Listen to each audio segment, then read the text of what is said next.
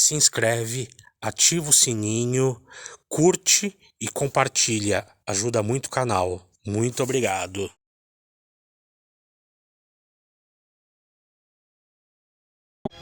O Grupo Espírita Emmanuel, a emissora que eu produzo e eu levo ao ar nos 730 kHz da Rádio Mulher, e a equipe de apresentadores elevam a Deus, nosso Pai, a Jesus, nosso Mestre e Senhor, e aos espíritos benevolentes que velam pela sua realização, os pensamentos conjugados de gratidão e reverência por tudo quanto lhes foi permitido realizar.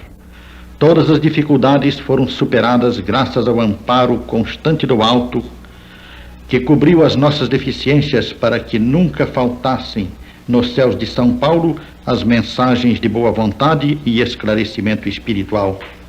Semana por semana, o diálogo espírita se desenvolveu através das ondas hertzianas, sob a inspiração vigilante dos Espíritos do Senhor. Para comemorar este aniversário de trabalho conjugado entre o céu e a terra, decidimos juntar os microfones metálicos da Rádio Mulher ao microfone mediúnico da Comunhão Espírita Cristã de Uberaba, o médium Francisco Cândido Xavier, abrindo uma nova perspectiva na radiofonia brasileira, a perspectiva da radiopsicofonia. Graças a Deus, a nossa decisão recebeu a aprovação do alto. E aqui estamos em Uberaba, no recinto da Comunhão Espírita Cristã, testando a microfonia terrena com a macrofonia do além. Este é um instante legítimo, autêntico, marcado pelos ponteiros invisíveis do tempo no limiar do amanhã. Uma nova era se abre ante os nossos ouvintes. As mãos seguras de Emmanuel comandam a mensagem do futuro. Não vamos fazer uma entrevista, mas realizar um diálogo. Do lado de lá, na divisa entre o céu e a terra, estão Emmanuel e os seus companheiros da espiritualidade. Do lado de cá estamos nós, trabalhadores terrenos. E entre os dois grupos, Chico Xavier, que estabelece a ligação e possibilita o diálogo. Meu querido amigo Francisco Cândido Xavier, em nome da nossa equipe terrena, proponho conversarmos sobre algumas questões que nos parecem fundamentais nesta hora de transição. Vou levantar a primeira questão. Você acha que na efervescência do mundo atual, podemos divisar o homem que deve estar surgindo na Terra para a construção do mundo novo? Os espíritos amigos nos afirmam que nós estamos ante a luz do futuro, quase que na presença desse mesmo futuro que nós consideramos como sendo o nosso grande porvir humano.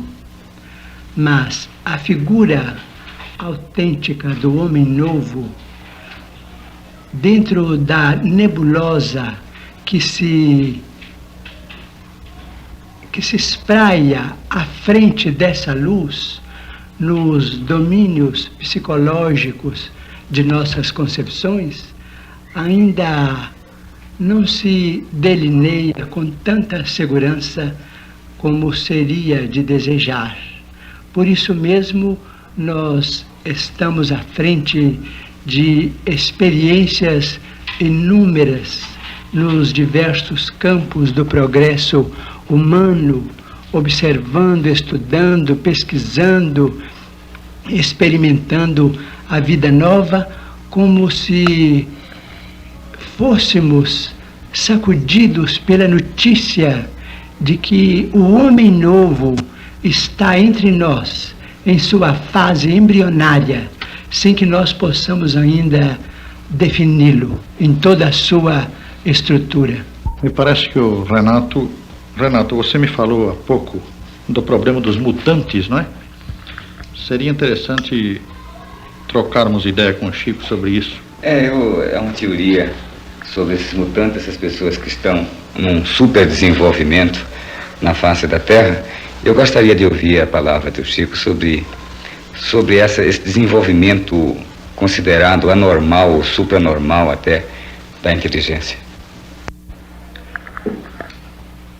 não estou muito bem informado com respeito aos mutantes, mas gostaria de saber se os mutantes guardam alguma conexão com os hippies, por exemplo, ou com outras modalidades de experiência psicológica no campo da humanidade, experiências essas a que muitos classificam como sendo protestos.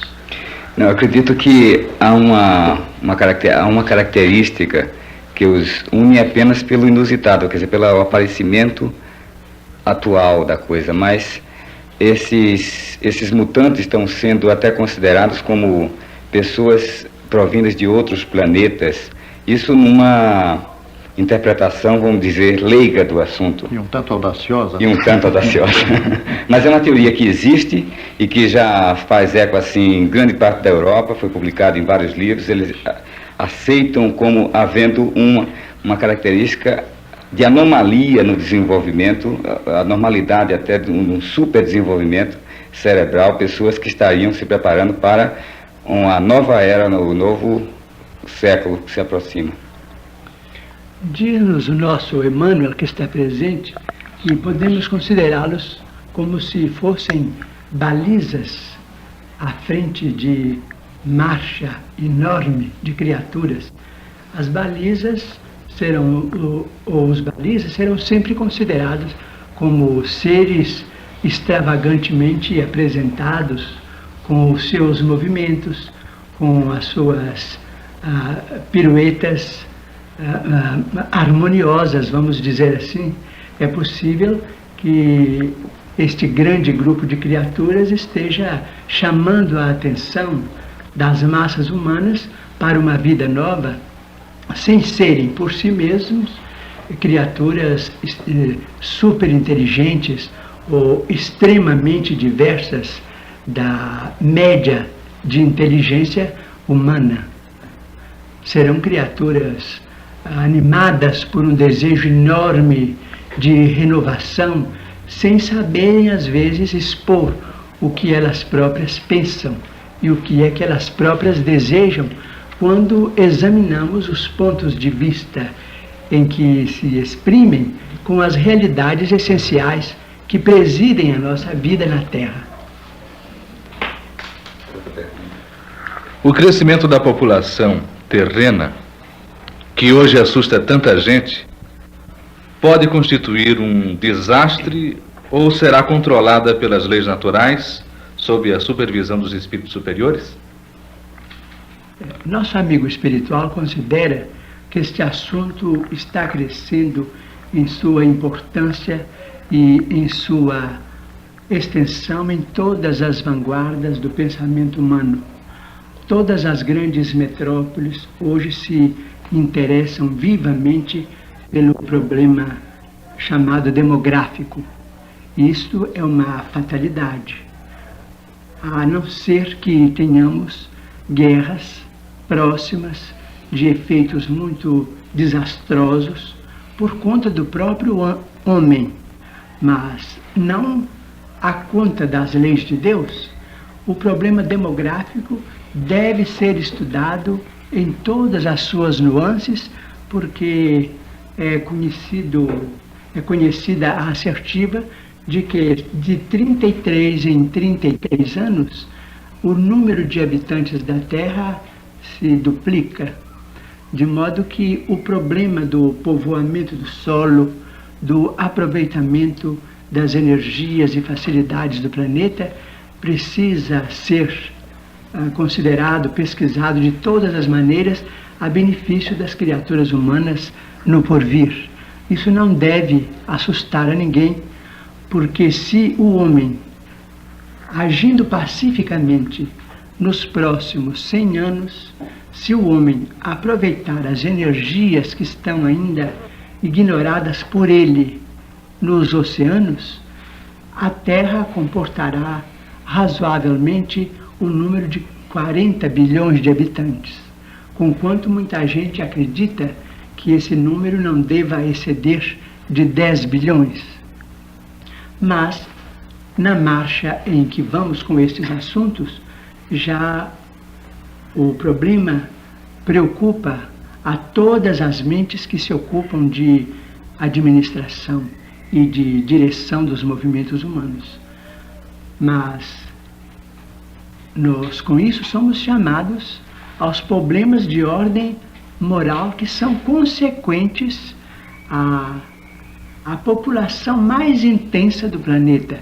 Não vamos dizer superpopulação, porque o problema da habitação do globo está sempre presidido por inteligências de ordem superior. Mas a inteligência divina se conjuga com a inteligência humana. O homem não pode ser dispensado da solução de todas as questões que se relacionam com o seu hábitat. Por isso mesmo, os assuntos que se relacionam com o problema demográfico são assuntos humanos atualíssimos e que merecem a máxima consideração de todos os estudiosos. Eu gostaria de... Vamos fazer. É o seguinte, com esse aumento de população e com a evolução industrial, está acontecendo um outro problema também, que é um problema ecológico, é um problema que está angustiando muito, principalmente as nações mais desenvolvidas. São questões pertinentes à poluição de ambiente, de ar, de águas, etc. E está criando aos meus olhos de publicitário uma neurose, inclusive publicitária. Se isso não vai ter também consequências assim um pouco desastrosas no ponto de vista do desenvolvimento de relacionamento entre os homens.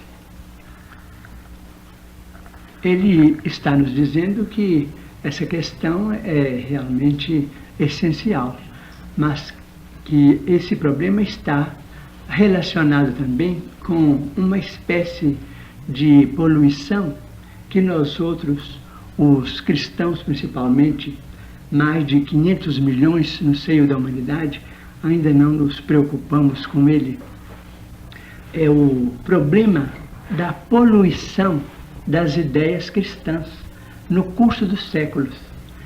Se nós, os cristãos, estivéssemos atentos à preservação dos valores do Espírito, segundo nos ensinou Jesus Cristo em sua divina revelação, da qual hoje procuramos no Espiritismo, com Allan Kardec, uma interpretação mais justa e mais simples, se o homem tivesse guardado esta preservação, a poluição da natureza nas cidades e nos campos não seria hoje esse flagelo que está tomando vulto no seio das cidades metropolitanas, por exemplo, porque se nós nos respeitássemos uns aos outros, segundo a lei áurea, não deseje ao seu vizinho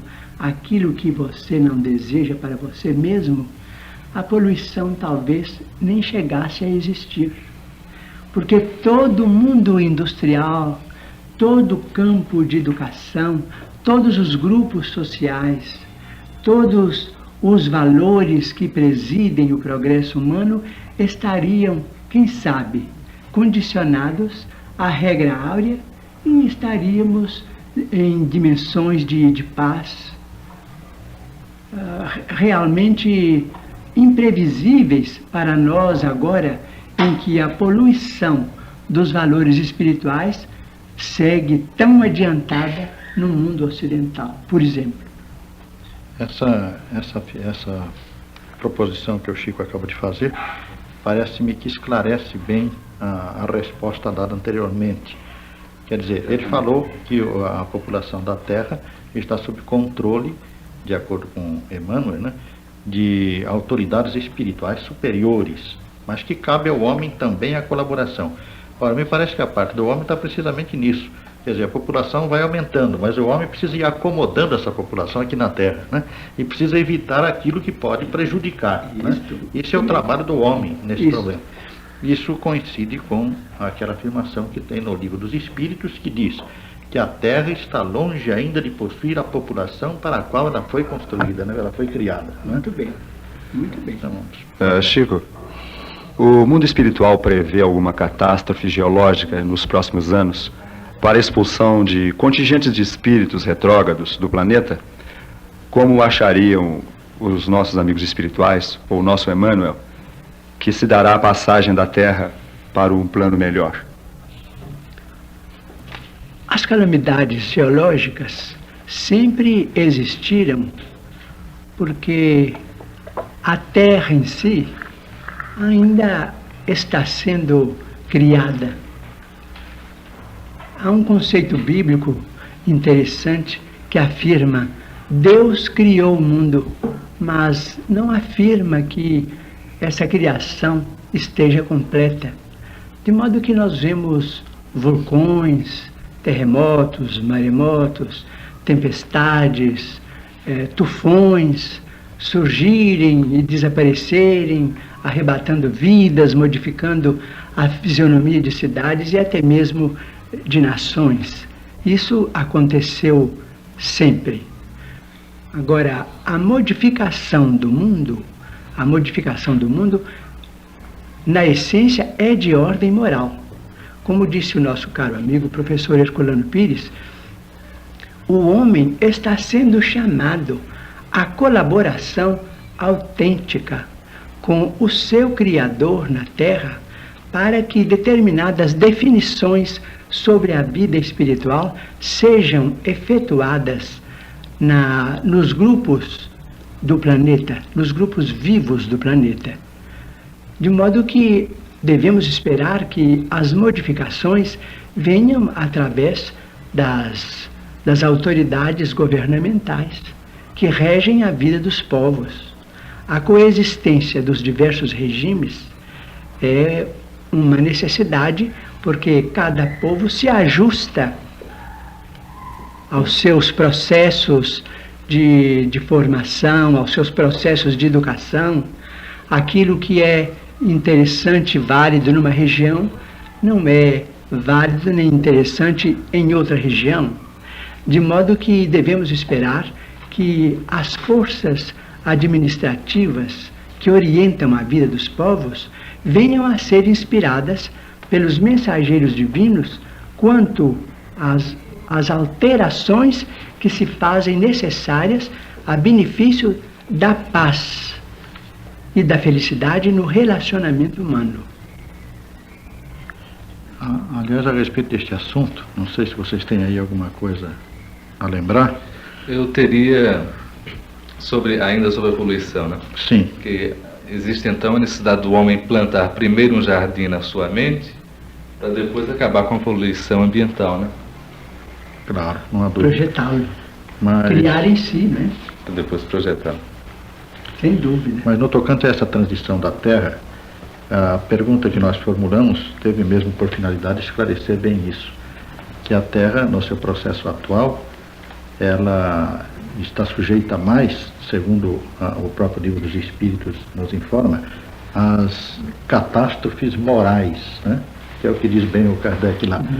Porque a crosta terrena, quando não estava suficientemente consolidada, ela apresentava uma instabilidade muito grande, com uma construção ainda em andamento.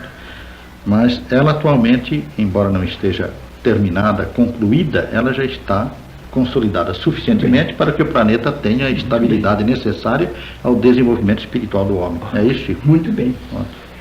Sem que nos livremos dessas calamidades de ordem moral que se sucedem umas às outras, convidando a nossa atenção para uma época de mais entendimento fraternal entre as criaturas. Exato. Você acha que está havendo, Chico, você ou o Emmanuel, um despertar de novas faculdades psíquicas e mentais na espécie humana? A parapsicologia surgiu por esse motivo, ou ela está pesquisando simplesmente faculdades que sempre existiram e se manifestaram? Nossos amigos asseveram que a parapsicologia está pesquisando valores do espírito que sempre existiram, mas que viveram por longo tempo em condições de potencialidade na mente humana. Mas no momento da humanidade em que a máquina vai exonerando as mãos humanas de muito serviço que escravizava nos tempos de ontem o nosso pensamento, a nossa alma vai se liberando de muitos processos de cativeiro moral ao ambiente inferior, não propriamente inferior, mas ao ambiente de serviço mais ativo na crosta do mundo, para se ocupar de si mesma e dos problemas que lhe dizem respeito. Assim, o homem de agora está sendo acordado para muitas indagações, ele está sendo chamado pelo seu próprio íntimo a considerações de ordem espiritual que nós no momento não conseguimos abordar. A criatura pede resposta aos problemas da finalidade dela mesma dentro do universo, ela pede resposta com respeito à formação desse universo dentro do qual a Terra está contida e evoluindo com todos os seus valores.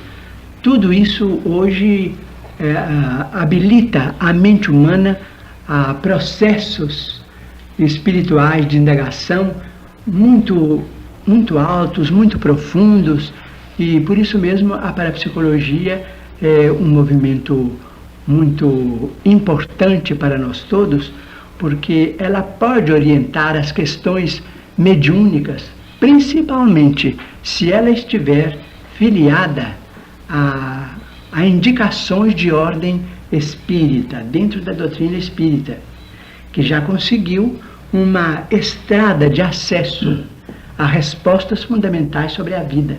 A parapsicologia é uma espécie de avenida enorme, muito bem asfaltada, que a inteligência tranquila está procurando edificar para atingir esses pontos que a doutrina espírita já alcançou com a indagação de mentes sofredoras, agoniadas, que há mais de um século estavam procurando resposta para os seus problemas de vida interior. Muito bem, essa resposta, Chico, é muito interessante, porque realmente o problema da parapsicologia para nós é esse, né? A parapsicologia está seguindo as trilhas do espiritismo no desenvolvimento das pesquisas psíquicas.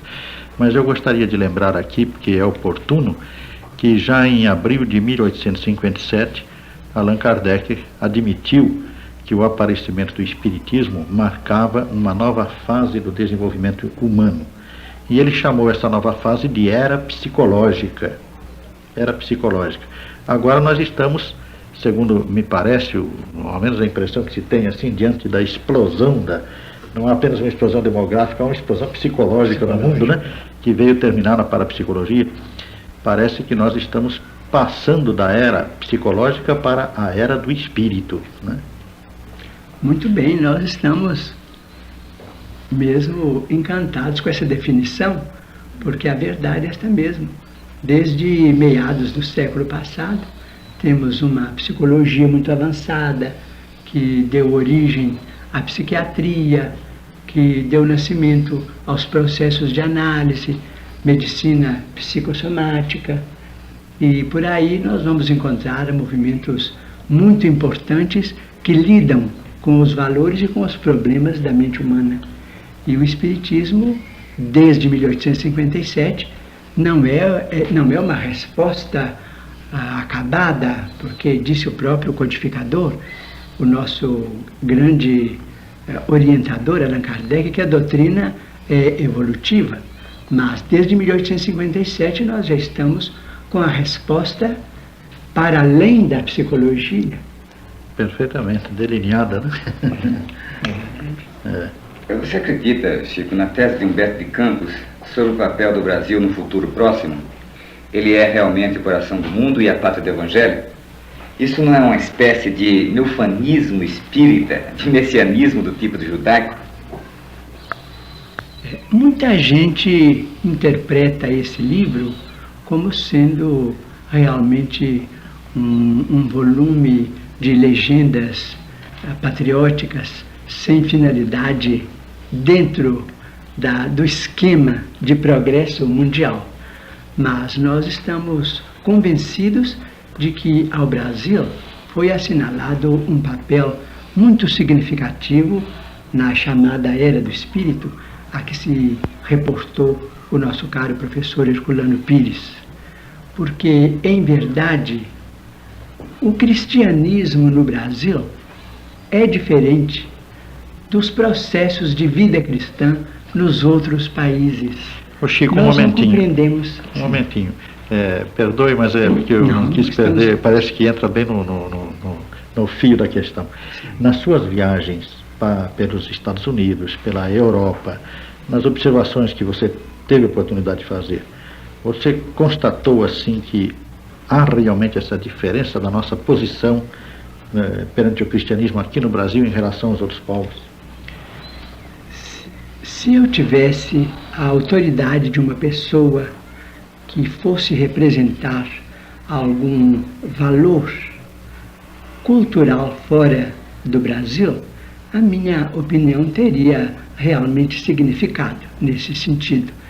Eu fui como uma pessoa de hábitos simples, com mente muito simplista para observar o que eu via, principalmente do ponto de vista religioso.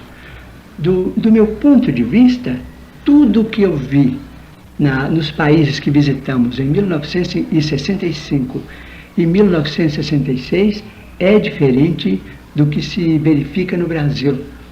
O amor fraterno, o chamado calor humano que existe no Brasil, eu não vi em parte alguma nas cidades a que estivemos presentes por alguns meses, conquanto tenhamos regressado ao Brasil com muita admiração e com muito respeito pelos países visitados, especialmente pelos Estados Unidos da América do Norte e, por que não dizer, pela Inglaterra também.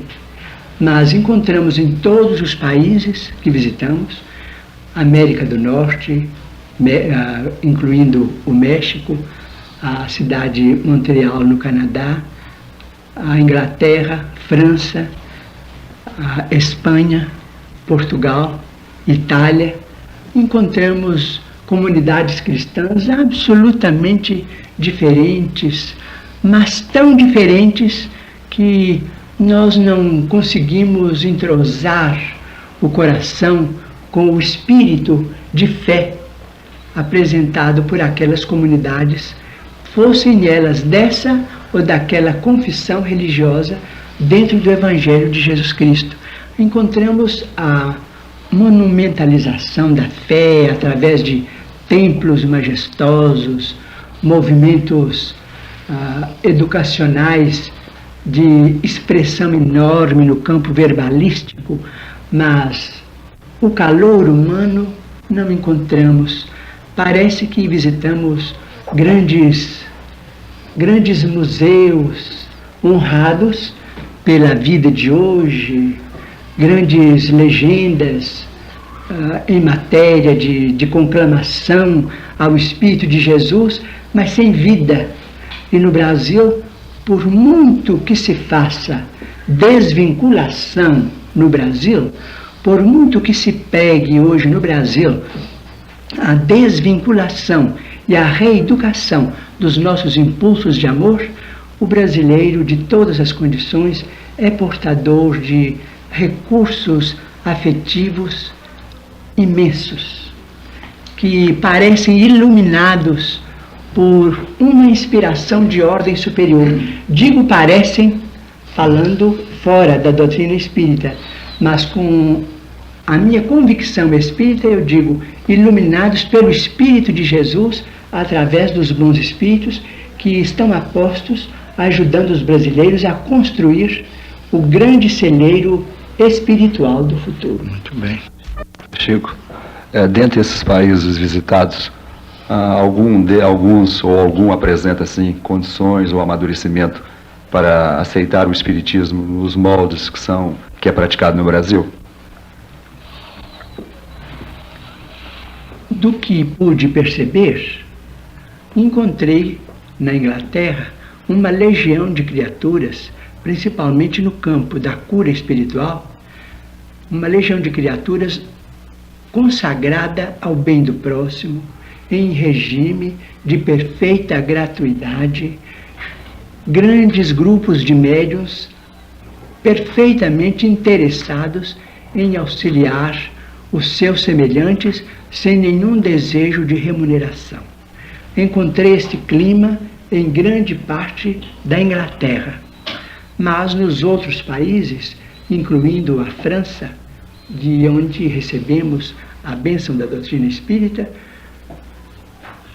por muito que veneremos os nossos irmãos franceses como nossos amigos, como nossos orientadores na formação da nossa pátria, conjugados ao esforço de Portugal, nós não encontramos, de momento, um clima propício ao desenvolvimento da doutrina espírita nos moldes brasileiros.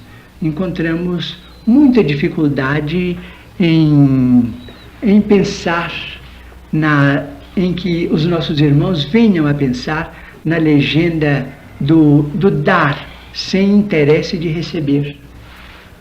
Não digo propriamente dar sem nunca receber, mas esse dar sem intenção de receber eu não vi, a não ser em grandes grupos de nossos irmãos ingleses interessados principalmente na solução do problema de auxílio aos doentes. Mas cremos que é possível que, num futuro próximo, brasileiros possam sair de nossa pátria aos grupos para, vivendo de seu próprio trabalho no exterior, venham a formar grupos capazes de mostrar que é possível fazer-se um espiritismo tocado de alegria, tocado de felicidade, paz e muito amor, sem o trabalho remunerado como sendo um trabalho castigo para enriquecer.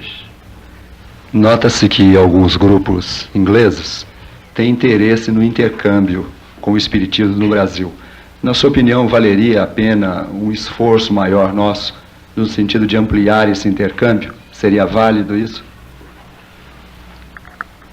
Cremos que os nossos irmãos ingleses têm muita coisa interessante para nos dar, tanto quanto os brasileiros possuem também muita coisa valiosa para darem aos nossos irmãos ingleses.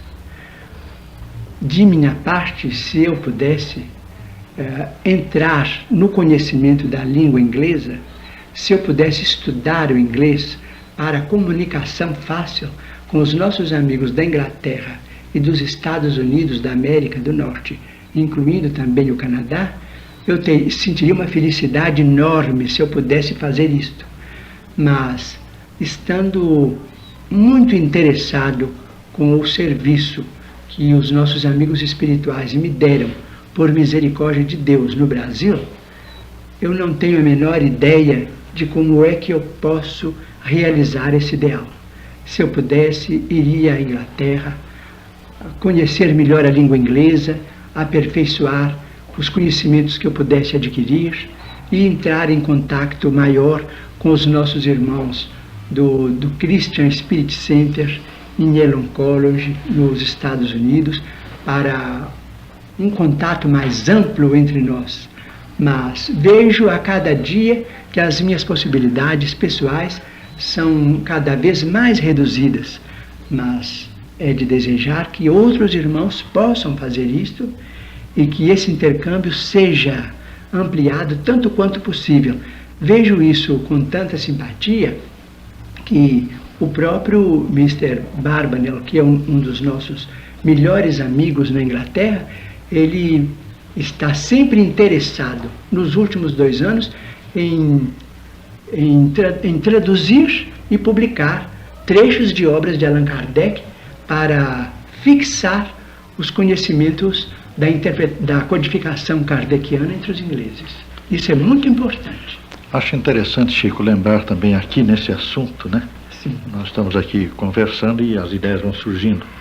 Uma coisa muito, muito curiosa que ainda parece que não foi lembrada, né? Nós encontramos no Brasil, nós estamos falando da posição do Brasil, como o Brasil como país do futuro, né?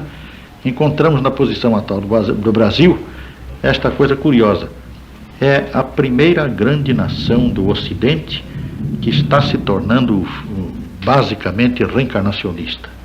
A ideia da reencarnação penetrou de tal maneira no Brasil, por influência não só do espiritismo, mas também das religiões africanas que foram trazidas aqui pelo contingente negreiro, né? De tal maneira essa ideia está se disseminando que você dificilmente encontra hoje uma pessoa que, se não aceita assim positivamente a ideia, pelo menos não a nega, não a combate e a admite. Quer dizer, a ideia da reencarnação está penetrando. Isso é muito curioso porque no Ocidente só houve uma nação reencarnacionista no passado, que foi a França. Sim. Foi a França, não é propriamente a França, mas as Gálias antigas, né? Envolvendo inclusive a Irlanda, parte da Inglaterra e a França, né? As Gálias antigas eram reencarnacionistas, e como nós sabemos, pelo druidismo, né? E depois do desaparecimento da ideia da reencarnação no Ocidente, a ideia voltou na França com o espiritismo, né? E de lá se projetou ao Brasil através do espiritismo, e está se desenvolvendo de uma tal maneira que o Brasil será, dentro em breve, a grande nação reencarnacionista do Ocidente. E curioso que o Dr. Ian Stevenson, na sua pesquisa sobre a reencarnação, ele disse exatamente isso, que nós consideramos, por exemplo, a Índia como um grande maciço reencarnacionista no mundo. Diz ele, é verdade. Mas no Brasil, eu encontrei, diz ele no livro dele, uma compreensão mais precisa, mais natural da reencarnação. Por exemplo, a pesquisa da reencarnação no Brasil é mais fácil, porque não há preconceitos contra a reencarnação aqui. Enquanto na Índia, que é um país reencarnacionista, existem preconceitos de tipo religioso. Por exemplo, quando a pessoa se lembra da encarnação passada, eles dizem que essa pessoa vai morrer logo. Então não querem divulgar e não querem criar o problema de expectativa de morte em torno daquela pessoa. Enquanto no Brasil nós não temos isso. Quando a pessoa se lembra de uma encarnação passada, nós achamos admirável e queremos aprofundar a questão. Muito bem. Isso apenas para mostrar. Queremos aprofundar a questão e passamos a estudar. A esse respeito, peço licença para aditar um apontamento de Emmanuel. O que me interessou muito nas conversações com ele, em 1965, perguntei a ele onde estavam aqueles companheiros de Allan Kardec que vibravam com a doutrina espírita na França, onde estava aquele contingente de almas heróicas, sublimes, que aceitaram aquelas ideias e as divulgaram com tanto entusiasmo pelo mundo inteiro, a maior parte na França, a grande parte na Bélgica, por exemplo.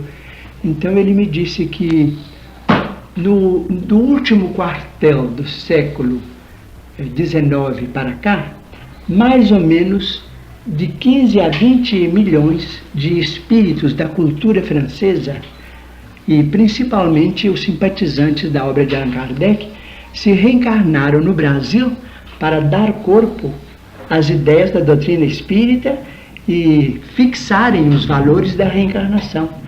Tanto é assim, diz ele, que nos últimos 80 anos se desenvolveu entre nós tal amor à cultura francesa que muitos de nós, milhares de nós outros, sabemos de ponta a ponta a história da Revolução Francesa, mas nada conhecemos a respeito do Marquês de Pombal, das lutas de Napoleão, dos reis de Portugal, que foram os donos da nossa evolução primária.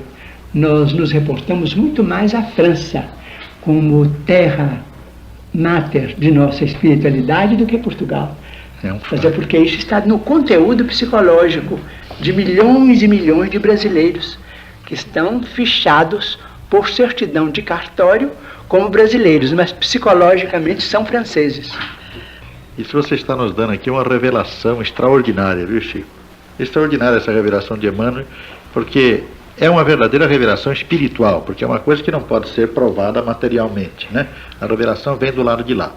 Mas é alguma coisa que nós podemos sentir no Brasil, né? Podemos sentir no desenvolvimento do espiritismo no Brasil. Quer dizer que grandes trabalhadores do espiritismo que estavam na França naquele tempo, hoje estão aqui lutando pelas ideias espíritas. Diz ele que isso é tão válido que nós devemos lembrar um fato curioso, é que na proclamação da República, quando as cidades brasileiras, em grande número, vacilavam com respeito ao hino que se devia adotar para a nova pátria, centenas de cidades cantaram a Marselhesa na proclamação da República do Brasil. Eu vou falar nisso, Chico. Existe alguma notícia, já que se fala tanto, do plano espiritual sobre a reencarnação de Kardec aqui no Brasil ou em algum outro país? Até hoje, pessoalmente, eu nunca recebi qualquer notícia positiva a respeito da presença de Allan Kardec reencarnado no Brasil ou a Lourdes. Entretanto, eu devo dizer que, em se tratando destes vultos veneráveis do nosso movimento, seja do cristianismo, seja do espiritismo, pessoalmente eu tenho muito receio de receber qualquer notícia, porque temo pela minha fragilidade e estimaria não ser o médium de notícias tão altas. Excelente, Chico, essa resposta, porque infelizmente há por aí uma onda de reencarnações de Allan Kardec, sabe? Infelizmente há. Nós sabemos que isto são perturbações que ocorrem no movimento espírita em virtude da invigilância dos médiuns e da falta mesmo de compreensão de grande parte dos nossos companheiros no tocante à significação de uma personalidade espiritual como a de Kardec, né? De maneira que a sua resposta é também para nós de um valor inestimável. Pensamos, muito obrigado, pensamos que quando Allan Kardec surgir ou ressurgir, ele dará notícia de si mesmo pela sua grandeza, na presença que mostre. Muito bem. Muito bem. Exatamente. Chico, a pergunta seguinte, ela é um pouco longa. Então eu gostaria de ser bem claro aqui para facilitar a sua resposta. Como você considera Jesus? É o Criador do nosso planeta, incumbido por Deus? Ou um espírito que evoluiu na Terra e superou a condição humana? É o Espírito Supremo que rege a Terra em nome de Deus, ou que rege os nossos sistemas solares? Ou melhor, o nosso sistema solar. E em seguida, qual a posição de Buda? Do que posso pessoalmente depreender dos ensinamentos dos Espíritos Amigos, consideramos Jesus Cristo como sendo o Espírito de evolução suprema em confronto com a evolução dos chamados terrícolas que somos nós outros. Não o Senhor do sistema solar, com todo o respeito que temos a personalidade sublime de Jesus, mas consideramos-lo como sendo o supremo orientador da evolução moral do planeta. E espíritos como Buda, como Zoroastro, como aqueles outros grandes instrutores da Índia, da Grécia, por exemplo, que eram considerados orientadores ou chefes de grandes movimentos mitológicos, serão ministros do Cristo, que nós não temos ainda uma definição para classificar dentro dos nossos parcos conhecimentos com respeito à nossa história no lado espiritual da vida. Vemos que Jesus convidou 12 discípulos, discípulos humanos, tanto quanto nós outros, para que nós não fôssemos instruídos por anjos senão nada entenderíamos da doutrina do Cristo. Teríamos de entender a doutrina de Cristo com discípulos também humanos, frágeis, portadores de deficiências como as nossas, embora respeitemos nos 12 chamados pelo Senhor personalidades eminentemente elevadas em confronto com a nossa posição atual na Terra. Mas do mundo espiritual para a Terra, ministros do Senhor cooperam e cooperarão sempre para que a nossa estabilidade espiritual se consolide cada vez mais como o plano físico, como muito bem lembrou o nosso professor Herculano, já está consolidado. Nós estamos, vamos dizer, no limiar da era do Espírito, como disse o nosso querido amigo, professor Herculano Pires, mas estamos ainda sacudidos por grandes calamidades psicológicas, como a Terra, no seu início, como habitação sólida, esteve movimentada por grandes convulsões. Psicologicamente estamos sacudidos por esses movimentos que dificultam a nossa compreensão, mas os ministros do Senhor estão cooperando para que nós alcancemos a segurança com a estabilidade precisa, para que o planeta seja realmente promovido a mundo de paz e de felicidade para todos os seus habitantes. Não sei se me expliquei bem. Está excelente, é isso mesmo, uma explicação bem clara e que respondeu perfeitamente a questão. Faltou apenas um pontinho aqui, Chico, e não tem na grande importância, mas é a curiosidade humana que às vezes nos... Faltou um pontinho que diz assim: se Jesus foi realmente o criador do nosso planeta, incumbido por Deus. Bem, o Criador, a nosso ver, e conforme ensinam os espíritos amigos que nos visitam, o Criador é o Criador. Nós não podemos ainda ter outra definição de Deus mais alta do que aquela de Jesus Cristo, quando chamou o nosso Criador de Pai Nosso. Além disso, a nossa mente vagueia como se nós estivéssemos em águas demasiadamente profundas, sem recursos para tatear a terra sólida. Pai Nosso, Deus, Criador do Universo. Deus, então, a força que representa Deus, teria se manifestado em Jesus Cristo para que ele, como um grande engenheiro, um arquiteto de mente complexa, de mente quase divina, pudesse realizar prodígios sob a inspiração de Deus na plasmagem, na estruturação do mundo maravilhoso que nós habitamos. Mas não consideramos Jesus como Criador, com quanto respeito que lhe devemos. E está muito bem, a resposta perfeita também nesse tocante. Eu apenas queria lembrar um assunto curioso, que é o seguinte: no Livro dos Espíritos, como aliás você também precisou aí, nós sabemos que Deus age através dos seus ministros, dos seus enviados. Quer dizer, Jesus então teria sido, como você disse, o arquiteto construtor do planeta. Sim. Agora, eu estou fazendo uma conotação aqui, um assunto que me parece também interessante para nós do ponto de vista do estudo desta questão. Você sabe que os gregos foram um povo de grandes intuições que marcaram praticamente todo o desenvolvimento da nossa civilização, né? Nossa civilização até hoje, nas suas últimas conquistas, ainda está apoiada nas intuições gregas. E nós encontramos em Platão, que foi sem dúvida nenhuma uma das figuras mais fulgurantes do mundo no campo da intuição, a ponto de Kardec dizer que ele e Sócrates eram precursores da ideia cristã na Terra, né? Nós encontramos ali uma afirmação muito curiosa de Platão, uma teoria bastante interessante.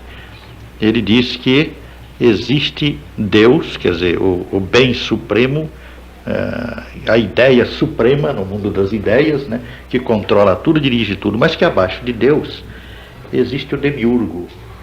O demiurgo é um Deus secundário, e a função desse Deus é receber de Deus a matéria-prima com que vai construir os mundos. Muito bem, não é muito interessante? É muito interessante. Quer dizer, Jesus seria um demiurgo da Terra. Isso é extraordinário, e o demiurgo do sistema solar será então um demiurgo de alta potência. Exatamente. Criadora. A esse respeito, eu peço licença para dizer, certa feita, indagando de Emmanuel a respeito da posição de Jesus no sistema solar, ele me disse que ficasse com a expressão Pai Nosso e não perguntasse muito a respeito de Deus, porque eu não tinha mente capaz de entrar no domínio desses conhecimentos com a segurança precisa. Eu insisti e ele então desdobrou um painel à minha vista, mas do ponto de vista mediúnico. Apareceu então a Terra na comunidade dos mundos do nosso sistema, evoluindo em torno do Sol.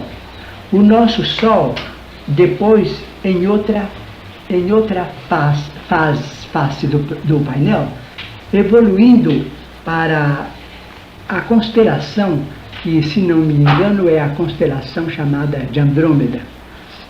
Depois, essa constelação, arrastando o nosso sistema e outros, evoluíam em direção de uma outra constelação, que já não tinha nome na minha cabeça. Essa outra constelação avançava para uma outra constelação muito maior dentro da nossa galáxia. Depois apareceu a nossa galáxia, imensa, como se uma lente de alta potencialidade estivesse entre os meus olhos e o painel. E a nossa galáxia evoluía com outras galáxias em torno de uma nebulosa enorme e que Emmanuel me disse que passava a evoluir em torno de outras nebulosas. Então aí minha cabeça ficou cansada e eu pedi para voltar, como se eu tivesse saído num foguete da Terra e me perdesse pelo espaço afora e sentisse uma vontade louca de voltar a ser gente outra vez e ficar no meu lugar. Porque tudo está dentro da ordem divina, cada mundo, cada sistema, cada galáxia, orientados por inteligências divinas. E Deus para lá disso tudo.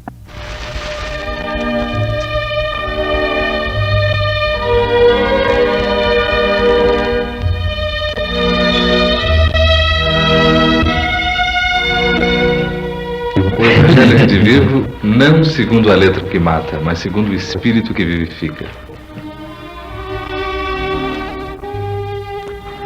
Abrindo o Evangelho ao acaso, nós encontramos a seguinte passagem, igual em Marcos e Mateus, nos capítulos 3 e 12, respectivamente. E vieram à casa, e concorreu de novo tanta gente, que nem mesmo podiam tomar o alimento. E quando isto ouviram os seus, saíram para o prender, porque diziam, ele está furioso. E chegaram sua mãe e seus irmãos, e ficando da parte de fora, o mandaram chamar. E estava sentado à roda de um crescido número de gente, e lhe disseram, olha que tua mãe e teus irmãos te buscam aí fora. E ele respondeu dizendo, quem é minha mãe e quem são meus irmãos? E olhando para os que estavam sentados à roda de si, lhes disse, eis aqui minha mãe e meus irmãos. Porque o que fizer a vontade de Deus, esse é meu irmão e minha irmã e minha mãe. Passando a interpretação dessa passagem do Evangelho, que eu gostaria muito que fosse interpretada pelo nosso querido Chico Xavier, eu vou insistir novamente com ele. Você não quer comentar esta passagem, por favor, Chico? Assim nós encerraríamos o programa. Estou com saudade de ouvir a palavra do Senhor. E quando consigo ouvir no limiar da manhã, eu fico numa alegria imensa ao ouvir as suas palavras. Então vamos fazer um esforço para cumprir aqui o nosso dever nesse sentido. Eu queria lembrar que esta passagem do Evangelho, já tantas vezes comentada sobre vários aspectos, ela apresenta sempre aspectos novos. Cada vez que nós nos defrontamos com ela, como aliás com quase todos os trechos do Evangelho, aspectos novos são apresentados. E às vezes esses aspectos são de uma flagrante atualidade. Por exemplo, nós vemos aqui a família de Jesus, ansiosa por ele, pela sua maneira de viver diferente da comum, não adaptado à estrutura familiar, aos costumes da família. Esta família ansiosa se reúne e vai procurá-lo. Não aparece aqui o pai de Jesus. Ele, naturalmente, ficou cuidando da oficina, dos seus trabalhos. Mas a mãe, que geralmente é a criatura que mais se aturde com os problemas dos filhos, ela vai na companhia dos irmãos de Jesus, portanto dos seus outros filhos, procurá-lo para ver se conseguia trazê-lo para casa. Jesus estava parecendo alucinado porque ele deixara a casa, deixara a oficina de trabalho, deixara tudo para cumprir as suas obrigações espirituais, cumprir o mandato supremo que era o do Pai Supremo, que é Deus, e não apenas do Pai carnal que ele tinha na terra. Então, nessa aflição, a mãe de Jesus e os irmãos vão procurar tirá-lo da assembleia espiritual em que ele se encontrava, ensinando o Evangelho, pregando o advento de um mundo novo, de uma nova civilização, de uma nova cultura, de uma era nova para as criaturas humanas. E Jesus, naturalmente, se recusa a acompanhá-los, se recusa mesmo a recebê-los, porque eles iam perturbar uma obra que não pertencia apenas a ele, Jesus, mas que era, acima de tudo, uma obra do Pai Celestial, uma obra de Deus, da qual ele, Jesus, estava investida.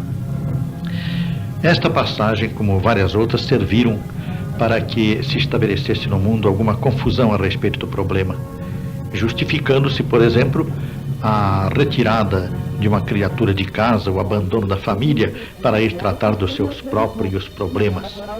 E hoje, atualmente, costuma-se falar que Jesus foi o primeiro hippie.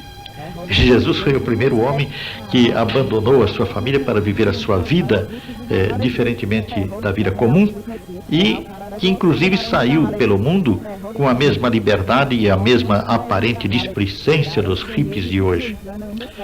Ora, não há dúvida que a atitude de Jesus foi de uma importância extraordinária no tocante à libertação que ele conseguiu fazer dos laços familiares que o impediam de prosseguir na sua missão. Mas é preciso considerar que Jesus saiu com finalidade elevada.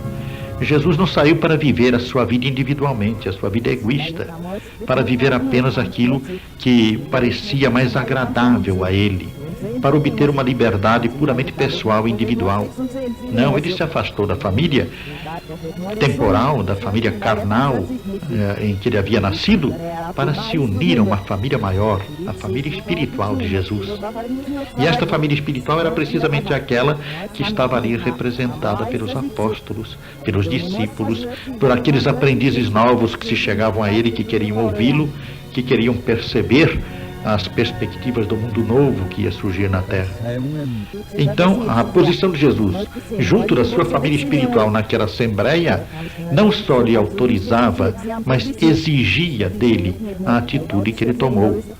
E ele, na sua sabedoria sempre tão superior a tudo quanto nós possamos imaginar, ele soube aproveitar esse momento de uma maneira bastante emotiva, porque se ele se recusou a seguir o pai, a seguir a mãe e os irmãos que o vieram buscar, e se disse que a sua família verdadeira era aquela que ele estava presente, entretanto, ele iluminou tudo isto com o seu amor pela humanidade, mostrando que, se aquelas criaturas que vieram ali procurar tirá-lo daquele momento eram seus parentes consanguíneos, entretanto poderiam também, na proporção em que o Evangelho se difundisse na terra e em que elas pudessem absorvê-lo, poderiam também converter-se em seus familiares espirituais, como realmente se deu no futuro.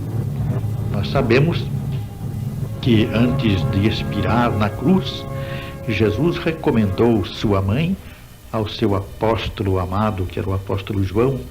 Sabemos também, não somente pelas informações históricas, mas também por informações espirituais, que o apóstolo João, depois da tragédia da crucificação de Jesus, ele mudou-se para a cidade de Éfeso, mas levou Maria com ele. E, por exemplo, no livro Paulo e Estevão, que o Chico Xavier recebeu de Emmanuel, nós encontramos uma passagem muito bonita em que, falando de Lucas, o evangelista que colhia dados para escrever o seu evangelho e que foi procurar Maria, da qual ele procurou ouvir as lembranças que pareciam necessárias a ele para escrever um evangelho bem feito, ele foi procurar Maria em Éfeso e diz lá Emmanuel, na sua casinha de frente para o mar. Temos então uma referência poética de Emmanuel na situação de Maria sob a proteção do apóstolo João. Isto nos mostra, de maneira histórica e definitiva, que Jesus não renegou a sua mãe e nem poderia fazê-lo. Assim também no tocante a seus irmãos, embora a maioria deles não o tenha seguido, não tenha se incomodado sequer com a sua doutrina, nós sabemos que houve um dos seus irmãos, o apóstolo Tiago, que ficou fiel a ele e que participou do movimento cristão com grande interesse e grande paixão pelo cristianismo, apesar das suas raízes profundas no judaísmo. E o problema deste apóstolo, que foi irmão de Jesus, é também muito claramente posto de maneira assim bem compreensível neste livro Paulo e Estevão, de Emmanuel. Assim nós encerramos o nosso programa de aniversário com este comentário despretensioso, procurando lembrar principalmente as conotações da passagem lida, não só do ponto de vista histórico do cristianismo, como também com a atualidade. E lembrar particularmente a grande lição de Jesus na continuidade do seu trabalho, que foi deixar Maria, sua mãe, entregue à vigilância daquele que ele considerava um seu discípulo capaz de cuidar dela com o amor e o carinho que ele mesmo lhe daria.